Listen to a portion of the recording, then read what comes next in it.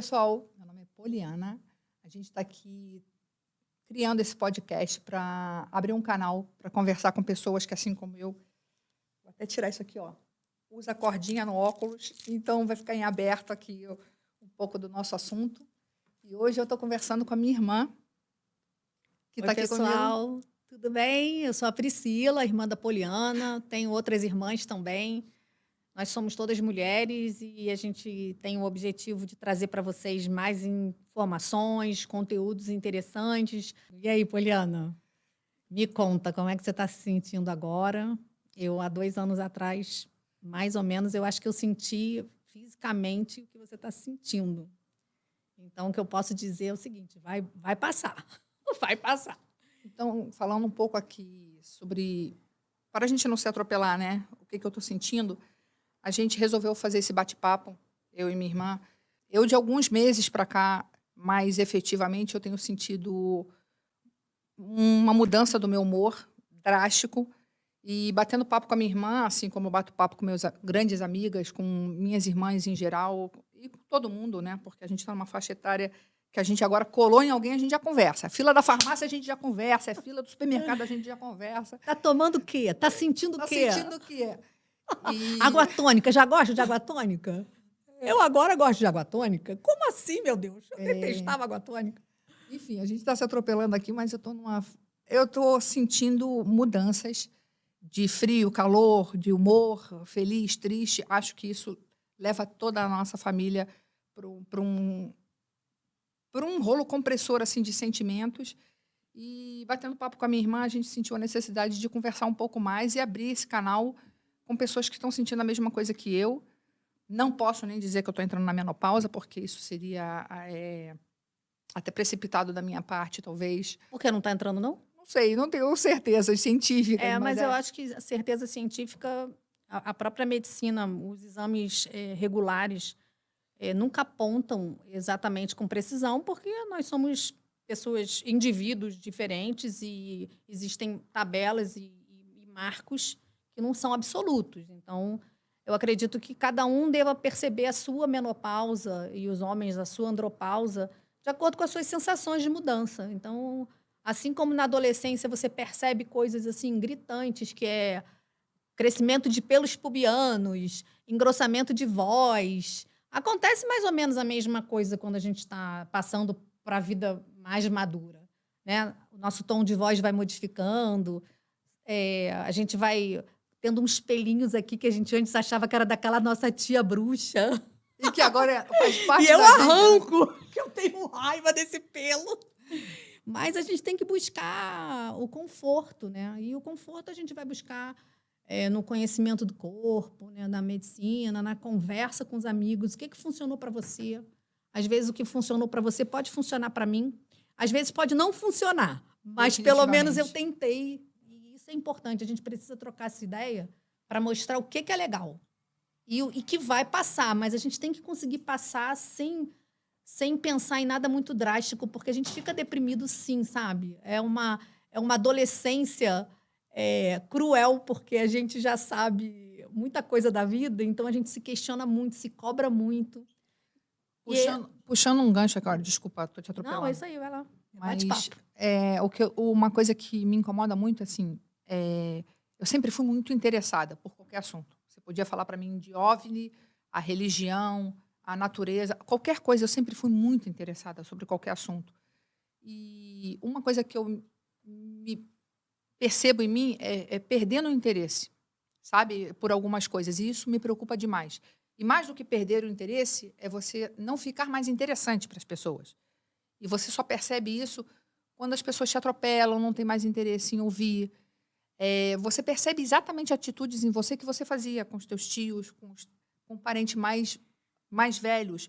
Que a pessoa começava um assunto e você já queria cortar ela. Você falava assim, É o chato, né? é o chato. Então, Eu, você pa- está virando chato. eu passo, Mas exatamente. se você se perceber, de repente, dá para modificar alguma coisa. Lembra que eu te falei? Poxa, eu voltei a fazer terapia porque eu queria me conhecer nessa nova fase, eu queria me enxergar, sabe?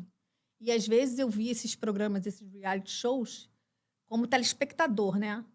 E eu ficava assim, caramba, como é que eu estaria ali, né? De que forma eu estaria segurando, bebendo, sentando. E a gente critica o dia a dia das pessoas, mas a gente está inserido, a gente tem o nosso dia a dia. Aí, de repente, eu brigo com o Davi lá em casa.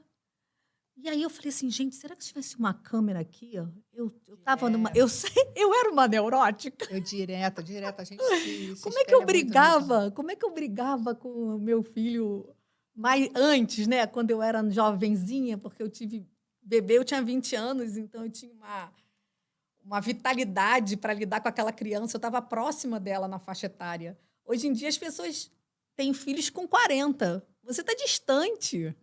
Então você quer agradar. Quer dizer, é uma gama de modificações, sabe? Muita coisa acontecendo e a gente tem que aceitar isso tudo. Eu acho isso, assim, eu tento me manter jovem, puxando um pouco do que você está falando, eu tento, quem me conhece, quem está no meu meio, vê o quanto eu tento me manter jovem, às vezes eu até recebo umas patadas da minha filha do tipo, mãe, acorda, tipo, acorda Pedrinho, sabe? Você não faz mais parte desse mundo aqui, pode parecer um pouco áspero da parte dela, mas assim, eu tento me colocar no meu lugar, mas às vezes eu te pergunto, qual é o nosso lugar? Eu não sei qual é o meu lugar, porque definitivamente, eu não me sinto com a idade que eu tenho. Eu não quero. Mas como é se sentir com a idade que você tem? Quem disse para você que você tem que se sentir assim ou assado? Sabe, eu acho que a gente não tem que se conformar com esses estereótipos. Essa semana a gente viu uma discussão com a Madonna, ela tendo que justificar ou explicar ou educar milhares de haters que entraram e discutiram o fato dela estar se vestindo de forma jovial e que na mesma semana o Brad Pitt, no lançamento do filme dele, ele se vestia de forma mais jovial ou mais diferente e estava sendo tratado como lindo, maravilhoso. Bom, primeiro que a Madonna é linda, maravilhosa e sexy. Eu acho que há de eterno, né? São pessoas que são divas e musas e Você acha? eu acho que diva e musa nunca. Quer entrar pelo Elvis Presley agora falando? Os maravilhosos nunca vão morrer mesmo. Agora, a gente está construindo a nossa história, somos cidadãos comuns. Eu posso me vestir como eu quiser, entendeu? Problema meu. Se eu colocar um pedaço da minha barriga de fora, eu tenho que olhar no meu espelho e entender se eu gosto daquilo ou não. Eu não tenho que estar preocupada se as pessoas vão achar que eu sou ridícula ou se eu não vou ser ridícula. Eu tenho que estar confortável comigo mesma. E outra coisa, o dia que ela é figura pública, ela tem que aceitar também aquelas críticas todas. Sem dúvida nenhuma. Está exposta para isso. Está exposta para isso. Então, provavelmente, ela deveria falar da quantidade de pessoas que estão elogiando ela, dizendo que ela estava linda e maravilhosa. Quanto ao Brad Pitt, eu não gosto daquela vestimenta, mas Eu não vi isso. Depois a gente pode tentar botar eu brinco aqui, que é um exemplar ilustrar. da espécie que vale a pena se admirar. Essa, ele é um homem lindo, né? E está envelhecendo de forma belíssima. Mas os homens, assim, sendo bem preconceituosa, homens envelhecem mais bonitos que as mulheres. É, bem preconceituosa mesmo. Eu não acho. Eu acho que eu estou envelhecendo bem e eu não quero que tirem esse título de mim. Então, podem me chamar de velha, de vovó, sou vovó de 4. Eu acho que eu estou envelhecendo bem e eu procuro as coisas para eu envelhecer bem. Entendeu? E eu estou tentando, estou achando. O gosto mudou, né? Eu brinco, mas é verdade que eu gosto de água tônica. Eu nunca imaginei que eu ia gostar de água tônica. Eu não sabia que a água tônica estava associada a pessoas mais velhas. Então, está me dando conforto gástrico.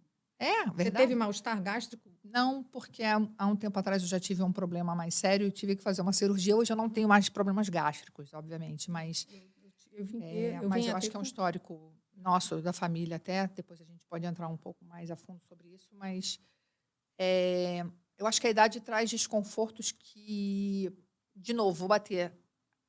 Por mais que a gente não queira ter a idade que tem, a idade vem e nos diz todo dia, tipo, olha aqui, você não tem mais a idade que você tem, tá?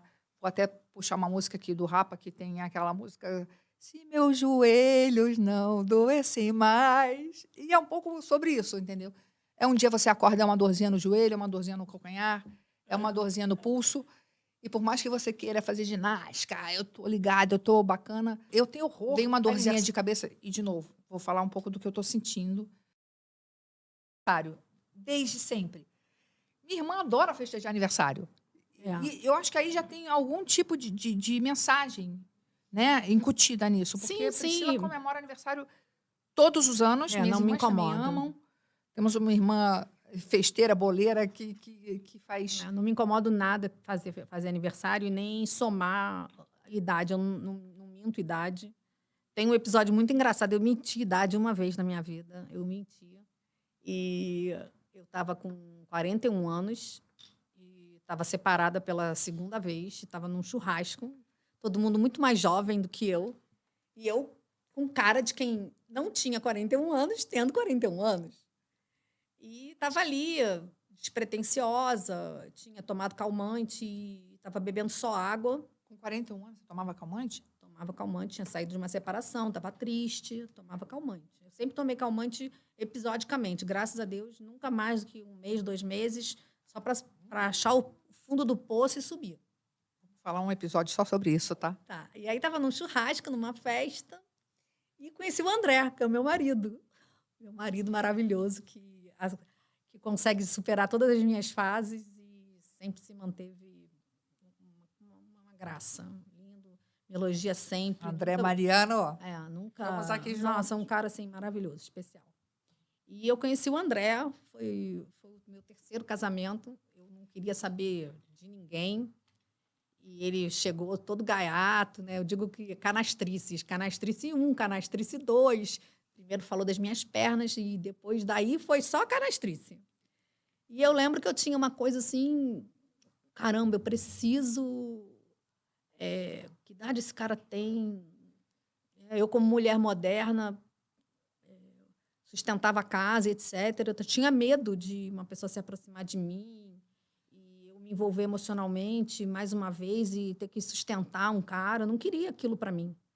São as modernidades dos dias atuais, né? E aí, quantos anos você tem? Aí ele, 36. Eu falei, ai, meu Deus, é mais novo, mas pelo menos não é tão novo. Tão mais novo assim, né? Já tinha aparecido uns de 28, 29, e eu empurrando. Mas precisando daquele carinho e daquele elogio, né? E aí eu falei, ele, quantos anos você tem? Eu falei, quantos anos você acha que eu tenho? Aí ele, 26. Aí eu, pelo amor de Deus, eu falei que eu sou formada, tenho uma filha de 19 anos, como é que eu vou ter 26? E a Natália não tinha 19, ela tinha 21. Eu tinha 41, ela tinha 21. E ele, bom, se você tem uma filha de 19, então você tem 39. Eu, isso aí, 39. E nunca mais se falou em idade. Nunca mais. A gente nunca mais deixou de se ver. Foi, assim, um amor arrebatador. Que legal. A gente se via todos os dias, a gente almoçava, ficava junto. Eu não queria que ninguém soubesse que eu estava em outro relacionamento sério. Então, ele dormia na minha casa e saía escondido, 5 horas da manhã, porque eu não queria que o Léo visse. Ou então eu dormia na casa dele e saía igual uma zumbi, às 4 e pouca, para ir para casa para botar o Léo para a escola. Que bacana. E assim a gente ficou, né? E aí nós resolvemos fazer uma primeira viagem com 2 meses de namoro. Fomos para Las Vegas. Eu nunca tinha ido para Las Vegas, ele nunca foi para Las Vegas. Fomos para Las Vegas.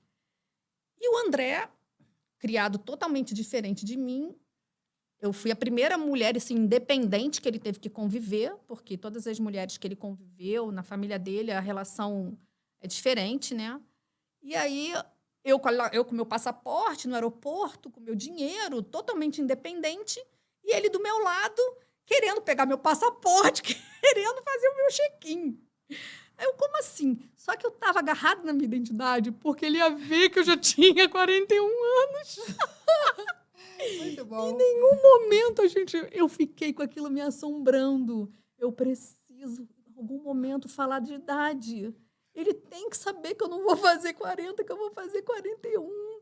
Aí foi muito engraçado isso, porque ele pegou a minha identidade, ele fez o check-in por mim, porque eu... Ele é bom de cálculo, né? Ele só podia passar o olho rapidamente. Ele, muito discreto, ele não tocou no assunto. E a gente chegou em Las Vegas. Las Vegas você só pode beber ou jogar com 25 anos. Eu não sabia. A maioridade lá, eu acho que é 25 verdade, anos. americano, né? E todas as vezes que a gente sentava numa mesa para jogar alguma coisa, sempre chegava alguém e falava, pedia a minha identidade.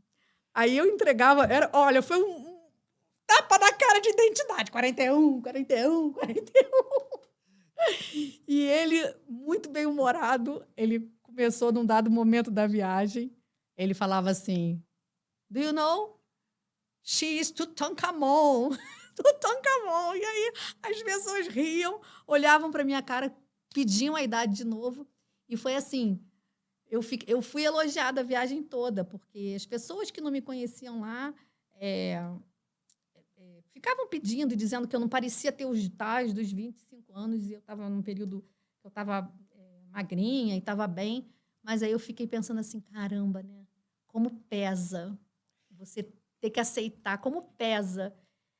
Eu estava ali sendo elogiada e estava tudo bem, mas, poxa, foi pesado, uma bobeira de 2 aninhos, né? E que loucura que é isso, né? Porque quando você é criança, a primeira coisa que você fala quando é um garotinho, você pergunta qual a idade, né? Uma menininha, você fala 8. Nossa! Dignidade! Você parece já ser tão grandão, você já parece ter 12. De Leonardo que fala, ô mãe, cada aniversário até você completar 15 anos é uma passagem de dignidade. Ter idade é dignidade. É Agora, verdade. aniversário, vamos botar isso assim, o porquê que eu não... Quando você comemora um aniversário, é um ano a mais de conhecimento, de vida, ou um ano a menos que você está comemorando? Para mim é mais estranho engraçado. isso. Eu não tenho, talvez, por ter vivido esse período agora com a doença do Léo, né? Eu não tenho medo da finitude, sabe? Eu acho que eu estou um pouco mais conectada aí com a natureza. Estou um pouco mais do que o meu corpo, eu acredito. Não sei, estou achando. Pode ser que daqui a pouco mude, né? Mas eu quero ter essa crença, né? Que a gente é um pouco mais do que esse corpo. Então, não me incomoda absolutamente nada. E outra coisa que aconteceu também, muito marcante, isso eu senti, assim, muito pesado, foi quando eu virei avó. O peso de você ser avó. Acho que as pessoas tinham a expectativa que naquele momento que o Arthur nasceu, eu tinha que andar curvada, fazer bolo e crochê. Ou tricô, sei lá. E não era absolutamente nada disso, porque o nosso tempo é outro, né? Agora, eu percebia nas pessoas, ela é vó, como se tivesse acabado. Acho que você sempre teve mais resistência à idade, você não acha? Eu acho, e eu tenho a lembrança dos meus 15 anos que, não sei, mamãe fez uma festa surpresa para mim, acho que vocês não vão lembrar disso, mas a gente tem uma foto que eu tenho até hoje, que eu carrego, eu estava com uma blusa de flanela.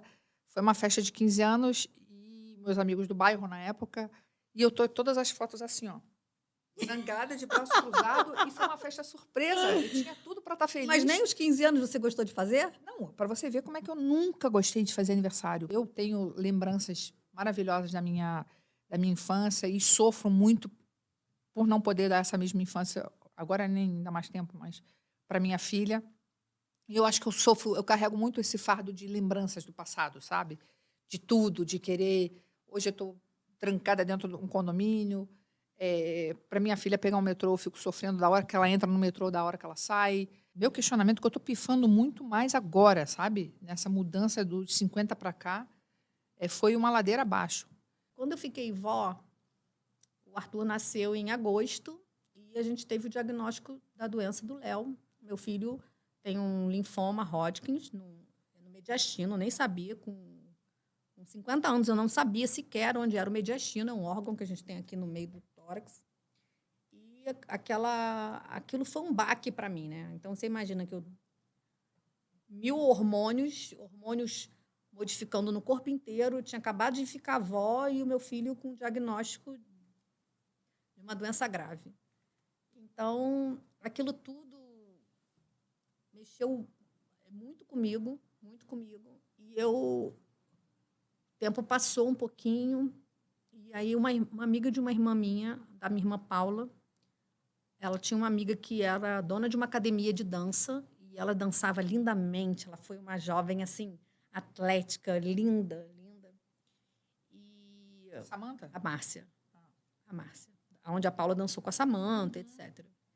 E aí Temos duas ela irmãs morreu, bailarinas, tá? ela morreu de câncer de mama, Márcia. E aquilo, para mim, foi muito, muito puxado. Eu não tinha muita intimidade com ela, ou nenhuma intimidade com ela. Mas era uma pessoa de idade próxima, sabe? Uma pessoa tão bonita e acometida por uma doença que são doenças da maturidade. Eu queria que as pessoas ficassem alerta para isso e tomassem conta dos seus hormônios, que eu vejo câncer de mama, câncer de útero, câncer de próstata, sempre nessa virada, sabe? Então, eu acho que também é hora de fazer os exames mesmo para fazer um diagnóstico precoce mesmo, mas a Márcia não conseguiu e a luta de Jedi dela foi... Isso aqui é o quê? Temos um pelo aqui? Não, eu fiquei com esse cacuete. Ah, Esse cacuete é de catar pelinho, mas eu vou parar. Até porque eu já tirei tudo de manhã. Aí, Márcia. bom, a Márcia faleceu e eu já estava passando por esse processo. E um dia eu estava chateada mesmo e o marido da Márcia fez um post em homenagem à Márcia, dizendo que ela tinha sido uma mulher maravilhosa e que ela tinha... E eu sempre digo que o romance está ali, né? Está ali para você enxergar. E ele falou que a única coisa que ela tinha morrido e que ela estava deixando a desejar é que ela não tinha visto os filhos dela terem filhos. Então, ela não teve o prazer de ser avó.